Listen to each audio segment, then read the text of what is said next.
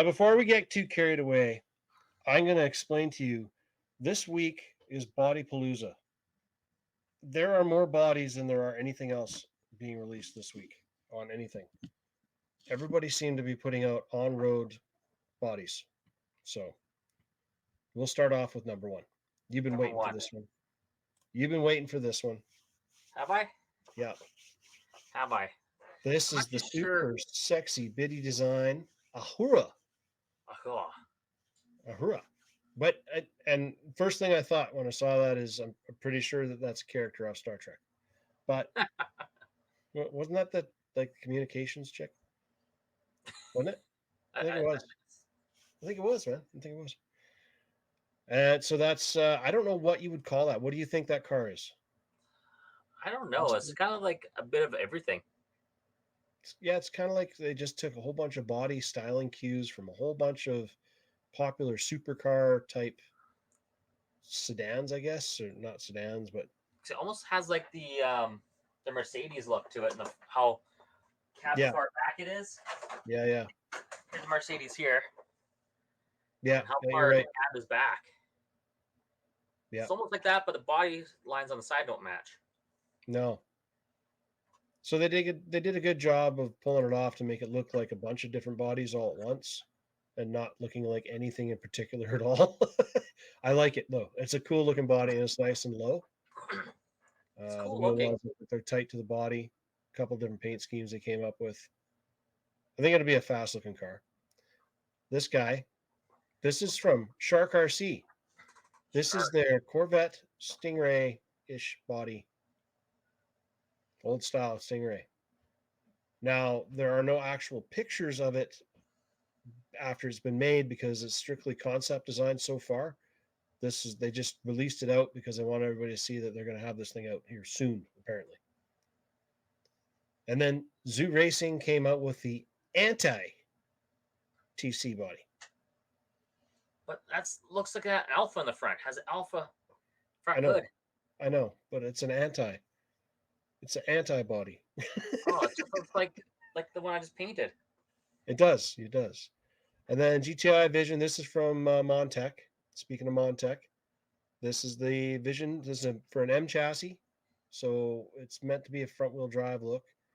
It's pretty cool looking, except for it looks like it's been like modded. Chop top.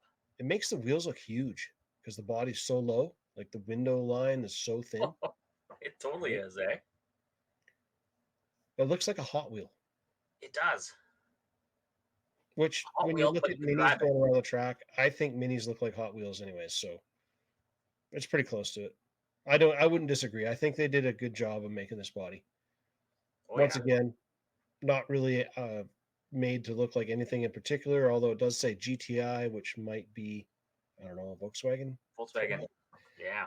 This is Titan, the BLITZ YRS front-wheel drive, made for a regular front-wheel drive chassis. There's lots of bodies out there for the front-wheel drive platforms and stuff. That was a hard one to find. It's pretty much only available in Europe, by the looks of it.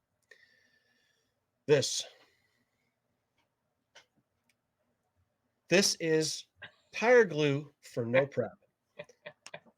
Do you want to go with this one, or what? You so want your sticky of the icky on the outside, so it leaves marks for miles. This is what you need for traction. Yes. Not legal on most tracks. Well, okay. Here's the part that gets me the most. If you want to run tire prep on your tires for running, then you are not running in no prep. You are just street drag racing. That's not no prep. And I know there's lots of people that will argue about this, but when you can't put the two words in the same sentence like they did on this.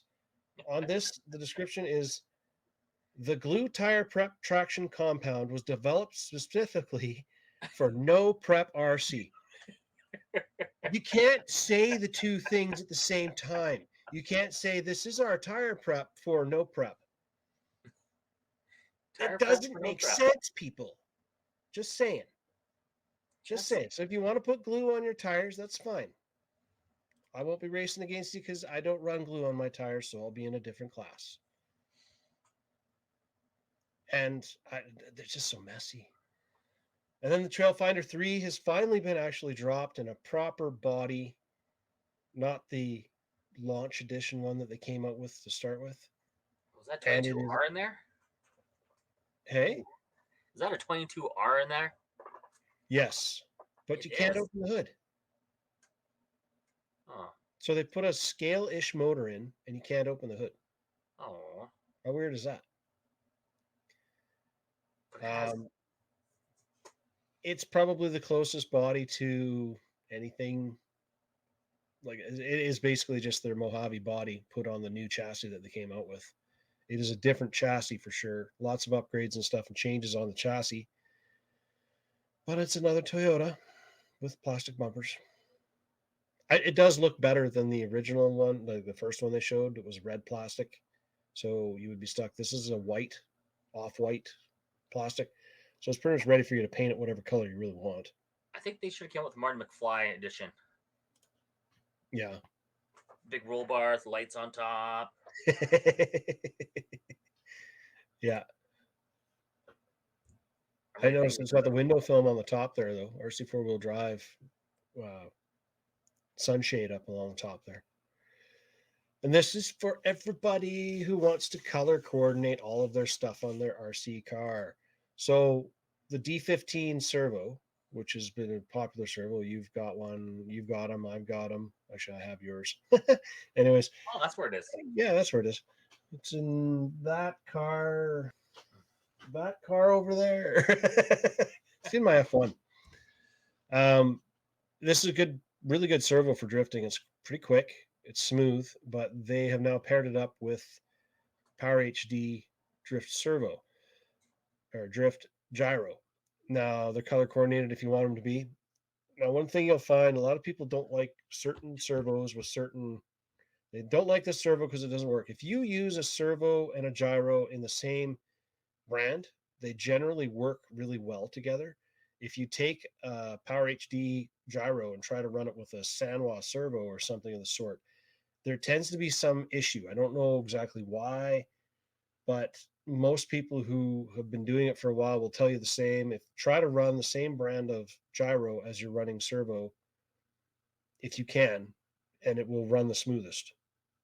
So that's kind of where Power HD is going with this, where they're pairing up servos and gyros, and they're selling them as a combo.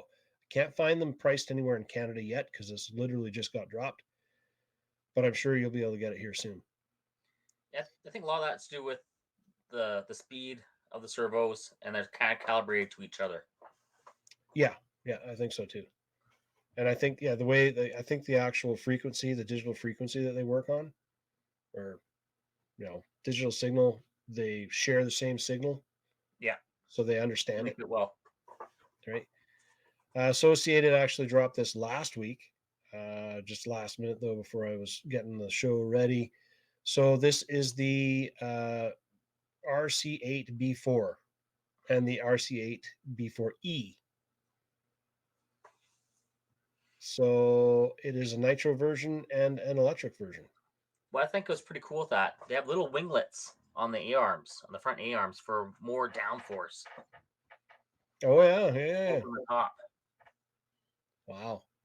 And this is new for the E version here, having the dual battery packs in it. Yeah. So this is new for this year.